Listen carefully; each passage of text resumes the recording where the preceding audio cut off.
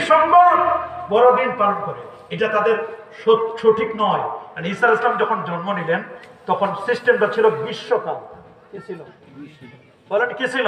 কারণ খেজুর পাকে গরমকালে। বলেন খেজুর পাকে কোন কালে? গরমকালে। যখন মারিয়াম আলাইহিস সালামকে আল্লাহ তাআলা বলেন, হে মারিয়াম, তুমি খেজুরের ডালটা তোমার দিকে ঝুঁকায় নাও, তখন রুতাবান জামিয়া টসটসে পাকা খেজুর তোমার কাছে আসবে। তো সেই যুগের সিস্টেমও ছিল খেজুর পাকার সময় হলো গ্রীষ্মকাল, শীতকালে নয়। কি কাল?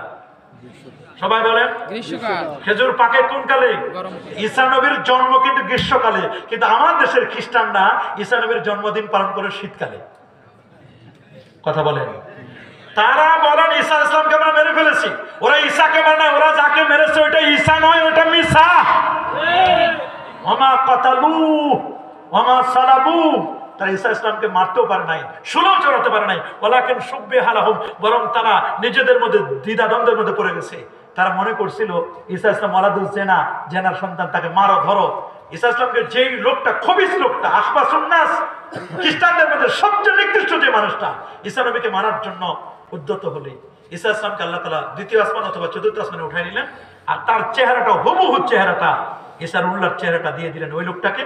এরা যখন তাকে পাওয়ার পরে ওরা মনে করলো আমরা তাকে মেরে ফেলবো, কিন্তু দেখতেছে যদি ইনি ঈসা হয় তাহলে আমাদের লোকটা কই, আর যদি ইনি আমাদের লোক হয় তাহলে ঈসা কই।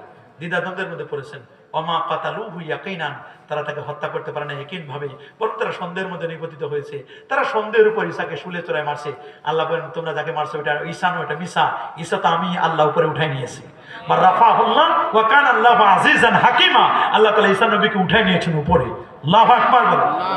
আমার দেশের খ্রিস্টানরা বড়দিন পালন করে 25শে ডিসেম্বর, এটা তাদের সঠিক নয়। খ্রিস্টানদেরকে বড়দিন উপলক্ষে শুভেচ্ছা জানা কোনো মুমিনের জন্য এটা হারাম নয়, এটা হালাল নয়, এটা হারাম কাজ। আমরা কি কখনো শুভেচ্ছা জানাতে পারি? কখনোই না। হ্যাঁ, আবার দেখবেন অনেক অনেক রাষ্ট্রে ওরা কিন্তু 25শে ডিসেম্বর কিন্তু আপনারা ক্রিসমাস ডে তারা পালন করে না। ক্রিসমাসে সান্টার বেশে প্রতারণা, বিভিন্ন জালিয়াতি করছে বিভিন্ন কারণে। কারণ রাশিয়ার কথা অনুযায়ী রাশিয়ারা ওরা কিন্তু পালন করে অনেক রাষ্ট্র 7ই জানুয়ারি। কত? একদল পালন করে ক্রিসমাস ডে 7 জানুয়ারি, জানুয়ারির 7 তারিখ। আরেক দল পালন করে কি 25শে ডিসেম্বর। তার মানে ওদের এই ঈদ লয়েও ভেজাল, ওদের বড়দিন লয়েও ভেজাল। কথা বলেন না, বড়দিন নিয়ে কি? এটা তাদের ধর্মীয় ঐতিহ্য এবং ক্যালেন্ডার অনুসরণে উৎসাহিত। ইউক্রেন তাদের ধর্মীয় অনুশাসন অনুসারে 7 জানুয়ারি তারা বড়দিন পালন করে। সার্বিয়া, মেসিডোনিয়া, বেলারুশ, এই দেশগুলোতে বড়দিন পালন হয় 7 জানুয়ারি। ইথিওপিয়ার পার্লামেন্ট ইথিওপিয়া বর্তমানে তারা মূলত বড়দিন পালন করে তারা 7 জানুয়ারি। মন্টেনিগ্রো তারা পালন করে 7 জানুয়ারি। মিশরের কপটিক এবং অর্থোডক্স চার্চে 7 জানুয়ারি তারা বড়দিন পালন করে। এভাবে করে আরো অনেক দেশ আছে। কেউ আবার আর্মেনিয়া যারা, তারা পালন করে 6 জানুয়ারি বড়দিন উদযাপন করে। অনেক স্থানে 7 জানুয়ারি। তাহলে 6, 7, 25 তিনটা, কয়টা? তা আমরা কয়েকটা ইতিহাস জানছি, আরো জানি কতজনের কত সমস্যা আছে, কতজনে জানি পালন করে।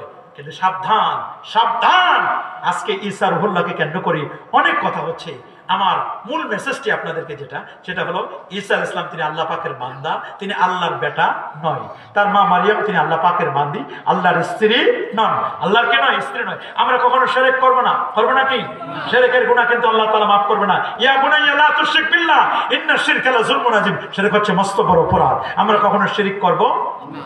মারিয়াম আলাইহিস সালাম আফটার ডেলিভারি, সন্তান ডেলিভারি পরে তিনি কিন্তু খেজুর খেয়েছিলেন। আমাদের মা খালা যাদের সন্তান হয়, সন্তানের পরে তাদেরকে খেজুর খাওয়াবেন।